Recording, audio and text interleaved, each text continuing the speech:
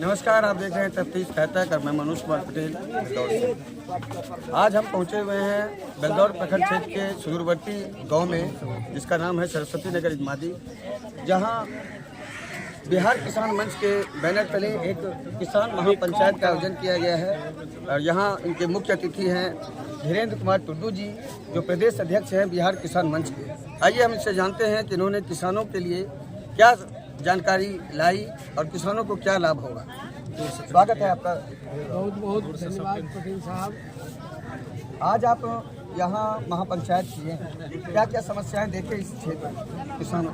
देखिए, बारूद, इदवादी, गांधीनगर और बलेठा, इस इलाके का जो है सुदूरवर्ती ये इलाका है, कृषि के कछाड़ पे बड़ी संख्या में किसानों का आज भारी संख्या में जुटान हुआ है और मन काफ़ी प्रसन्नचित्त है कि किसान अब जाग रहे हैं। इस चिलचिलाती धूप में लोग एकत्रित हुए हैं। किसानों का मुख्य समस्या है गैरमंजरवा, खास बकास और सरवस्ता जैसे ज़मीन पे जो रोक जिला प्रशासन या राज्य सरकार के द्वारा लगा है, उस पर लोगों का ध्यान आकृष्ट करना था और लोगों ने अपनी अपनी बात को रखा। हाईकोर्ट का तत्काल फैसला और निर्णय डबल बेंच का आया है। उसमें कहा गया है कि यदि किसी का जमाबंदी कायम है, चाहे वो किस ज़मीन का कोई भी हो, गैरमंजरवा, खास हो या बकास हो, उस ज़मीन का यदि पूर्वज के नाम से जमाबंदी है तो पृथक अपने बाल बच्चे के नाम से विभिन्न शेयर होल्डर अपना जमाबंदी कायम करा लें।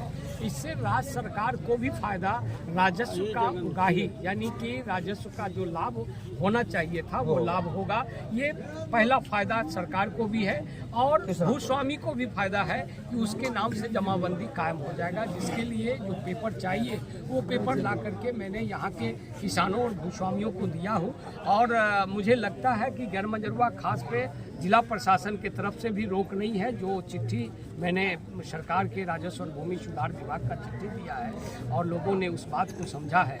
भूमि सर्वे में जिन लोगों का खेसरा, जमाबंदी या चौहद्दी या नाम या रकबा में विसंगति आया है, भूमि सर्वे में 3 बार वो ऑनलाइन आवेदन करके अपना भूमि सर्वे सुधार करा सकते हैं। उसके बाद यदि 3 बार में नहीं होता है तब वो अपील में जाएंगे। इस बीच बिचौलिया मुद्रा मोचन का काम कर रहा है, जिस पर मैंने लोगों को ध्यान आकृष्ट किया है कि आप मुद्रा मोचन के फेरा में न रहें, किसी को अवैध उगाही न दें। ऑनलाइन आप भूमि सर्वे में आप अपना नाम दर्ज कराएं, सुधार करें। उसके बाद नहीं होने के बाद आप अपील में जाएं।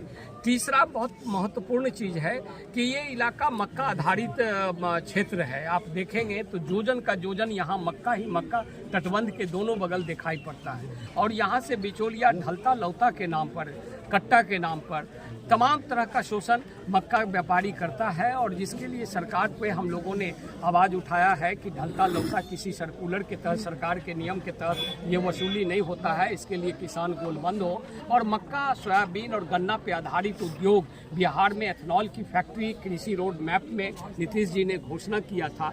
बंद पड़े चीनी मिल, जो 44 चीनी मिल में 8 चालू है और बाकी 36 बंद है, वहाँ पे जो है सो एथनॉल की फैक्ट्री खोला जाए। एथनॉल की फैक्ट्री खोलने में 150 से 300 करोड़ का लागत आता है। पुराने फैक्ट्री को खोलने में 700 से 1200 करोड़ का चीनी मिल को खोलने में लागत आता है। इसलिए यदि मक्का पे आधारित एथनॉल की फैक्ट्री लग जाता है तो जो मक्का हम 1700, 1800, 1900 में बेचते हैं, निश्चित रूप से हम MSP से ज़्यादा 3500 रुपये क्विंटल यहाँ के किसान बेचेंगे। खुशहाल यहाँ के किसान होंगे, मक्का बेच करके ज़मीन भी खरीदेंगे और बेटी का ब्याह भी करेंगे। सरकार यदि एथनॉल पे मक्का आधारित उद्योग लगा दे तो खुशहाल ये जिला मक्का के मामले में खगड़िया के किसान होंगे। आखिर सरकार को तो बार बार जगाना पड़ेगा।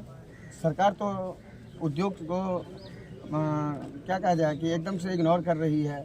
लोगों को बाहर जाने के लिए व्यापारियों से जो है मोटा रकम उगाही के लिए सरकार तरह तरह के आयाम लगा रही है।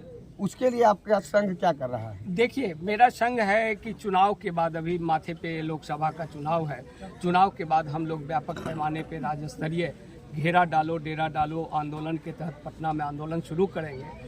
सूबे बिहार में कृषि रोड मैप के तहत एथनॉल फैक्ट्री खोलने की बात है।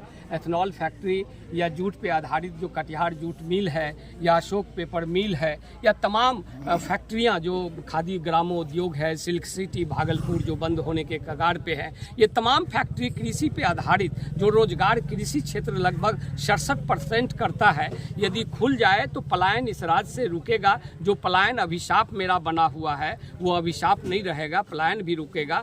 दिल्ली पंजाब हरियाणा का चिमनी फैक्ट्री का धुआं देता है तो हम धुआं यहाँ के मजदूर यहाँ अपने चिमनी यानी अपने उद्योग का धुआं यहीं जलाएंगे और खुशहाली की ज़िंदगी जिएंगे। लेकिन राज्य सरकार के पास संसाधन यानी राजस्व की कमी है और राजस्व की कमी होने के कारण वो सरकारी कर्मचारी अधिकारी को वेतन दे नहीं पा रहा है। तो फैक्ट्री कहाँ से लगेगा? फैक्ट्री तभी लगेगा जब राजस्व बढ़ेगा। राजस्व बढ़ाने के लिए 3-4 क्षेत्र ऐसे हैं बिहार में जहाँ से राजस्व बढ़ सकता है। मछली उत्पादन से हमारा GST आएगा, उसके बाद हम मक्का आधारित छोड़िए, हम तमाम कृषि पे आधारित उद्योग लगाएंगे तो हमको सब्जी फूड प्रोसेसिंग का हो, मखाना प्रोसेसिंग का हो, ये तमाम चीज़ यदि होगा तो हमारा इकोनॉमिकल राज्य का ग्रोथ जो हम अभी 15% किसान GDP में बिहार के योगदान दे रहे हैं, बिहार में योगदान दे रहे हैं, वो मेरा बढ़ करके निश्चित रूप से हम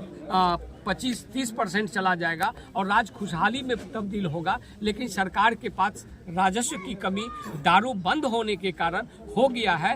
कृषि क्षेत्र ही ऐसा क्षेत्र है जहां से राजस्व की पूर्ति किया जा सकता है और इस क्षेत्र पे सरकार को ध्यान देने के लिए हम लोग व्यापक कार्य करेंगे।